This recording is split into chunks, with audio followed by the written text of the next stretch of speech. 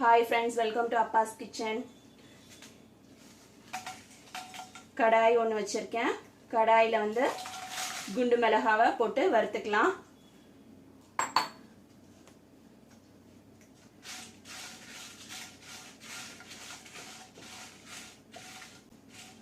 குண்டு மிளகால காம்பெல்லாம் எடுத்துட்டு வச்சிருக்கேன். எண்ணெய் எதுவும் சேர்க்கல, வெறும் அப்படி லைட்டா வறுத்தா போதும். மிளகா வறுத்தாச்சு. வறுத்த மிளகாவை ஒரு பவுல்ல கொட்டிக்கலாம்.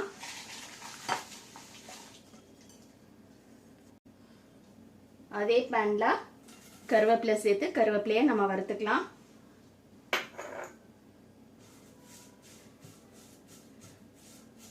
கருவேப்பிலை கலர் மாறாத அளவுக்கு நம்ம வறுக்கணும்.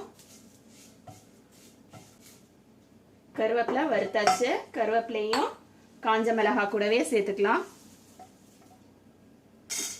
அதே பேன்ல அரை கப் அளவுக்கு கடலைப்பருப்பு சேர்த்துக்கலாம்.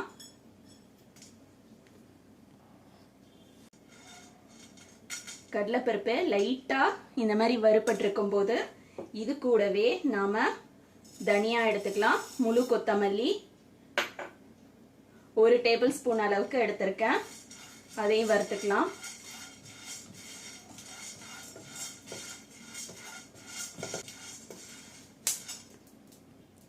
கடலைப்பருப்பு கலர் நல்லா மாறிடுச்சு. இதையும் நம்ம கருவேப்பிலை கூட சேர்த்துக்கலாம். 1 கப் அளவுக்கு கருப்பு உளுந்து சேர்த்துக்கலாம்.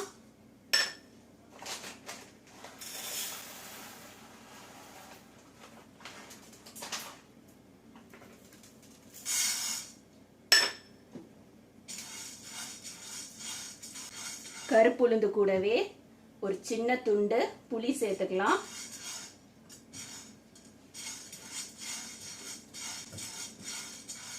புளியில விதையெல்லாம் இருந்ததுன்னா நீக்கிட்டு சேர்த்துக்கோங்க. உளுந்து கூடவே புளி வந்து நம்ம வறுக்கும் போது புளி நல்லா மொறுமொறுங்கிற நல்லா கிறிஸ்பி ஆயிடும். இந்த சாஃப்ட்னஸ் போயிட்டு நல்ல கிறிஸ்பியா இருக்கும். நம்ம கையில எடுக்கும் போதே உடைக்கும். அதுதான் பதம். ரெண்டையும் ஒன்னாதான் சேர்த்து வறுக்கணும்.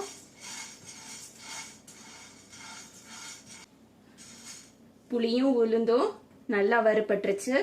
இதையும் நம்ம இந்த கடலைப்பருப்பு கூட சேர்த்துக்கலாம்.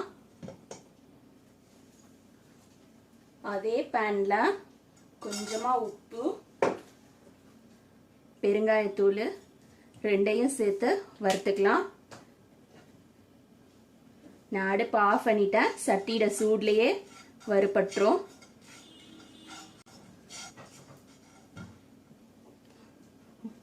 உங்களுக்கு பூண்டு வாசனை பிடிக்கும் அப்படின்னாக்கா ஒரு 3லேருந்து 4 பல்லு பூண்டு தட்டி உப்பு வறுக்கும் போதே போட்டு பூண்டையும் நல்லா வறுத்துட்டு அந்த உளுந்தோட சேர்த்துக்கோங்க. நான் இன்னைக்கு பூண்டு சேர்க்கல. மிக்ஸி ஜார்ல ஃபர்ஸ்ட் பூண்டு இந்த பெருங்காய பொடியை கொட்டிக்கலாம்.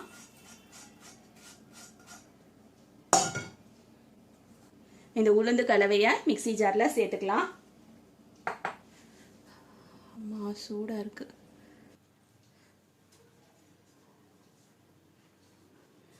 உளுந்து கடலைப்பருப்பெல்லாம் அரைச்சிட்டு வந்துட்ட பாருங்க. நம்மளோட இட்லி பொடி ரெடி ஆயிடுச்சு. ஆந்திரால ஒரு ரெஸ்டாரண்ட்ல இட்லி பொடி கொடுத்துருந்தாங்க. டிஃப்ரெண்டா இருந்துச்சு.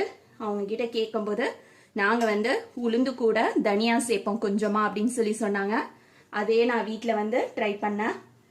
அவங்க வந்து மிளகா வந்து ஜாஸ்தியாகவும் உளுந்து கம்மியாகவும் வச்சிருந்தாங்க. காரமா இருந்தது ரொம்ப. நான் வந்து என்னோட மெத்தட்ல உளுந்து ஜாஸ்தியாகவும் மிளகா வந்து கம்மி பண்ணிட்டேன். காரம் ஜாஸ்தியா இருந்தாக்கா பசங்க வந்து சாப்பிட முடியாது அப்படிங்கிறதுக்காக. இட்லி கூட பொடி வச்சு சாப்பிடும்போது சூப்பரா இருக்கும்.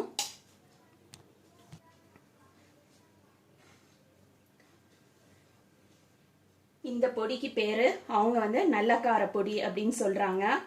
இதுல வந்து அவங்க கொஞ்சமா வெல்லம் சேர்க்கறாங்க. நான் வெல்லம் சேர்க்கல.